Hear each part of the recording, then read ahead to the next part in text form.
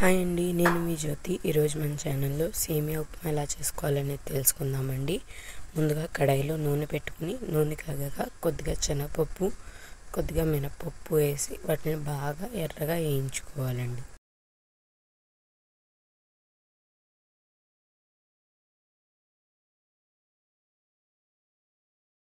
ఇక్కడ మీరు చూసినట్టయితే నేను వేసుకున్న శనగపప్పు, మినపప్పు బాగా ఎర్రగా వేగాయండి.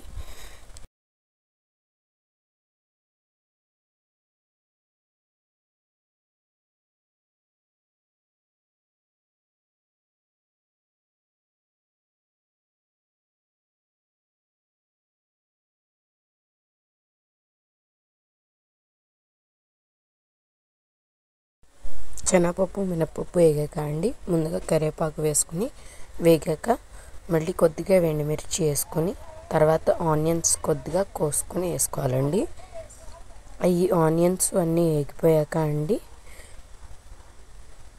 వీటిని చూడండి ఎర్రగా వేగాలండి. అందులో కొద్దిగా సాల్ట్ వేసుకోవాలండి. మీ రుచికి సరిపడా సాల్ట్ వేసుకోండి. అవి వేగిపోతున్నాయి చూడండి. ఇక్కడ మీరు చూసినట్టయితే వేగుతున్నాయి.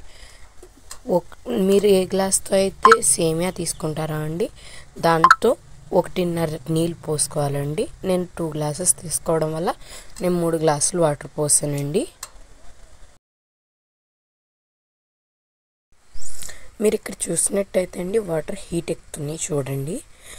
హీట్ ఎక్కిన తర్వాత చూడండి మొత్తానికి బాయిల్ అవ్వాలండి. వాటర్ అనేది బాయిల్ అయిపోయాక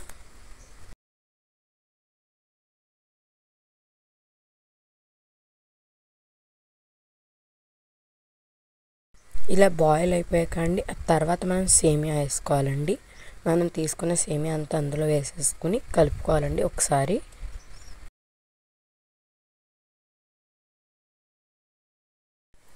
మనం ఒకసారి బాగా కలుపుకున్నాక అండి వాటర్ అనేది పైకి వచ్చేస్తుంది. ఆ వాటర్ అంతా మొత్తానికి సేమియా ఉడికిపోయేంత వరకు వాటర్ అంతా ఇంకిపోతుందండి.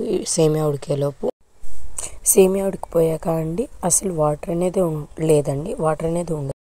కడాయిలో ఇంక వాటర్ లేకపోతే అండి మన సేమియా ఉప్మా రెడీ అయిపోయినట్టే. సర్వ్ చేసేసుకోవడం అండి ప్లేట్.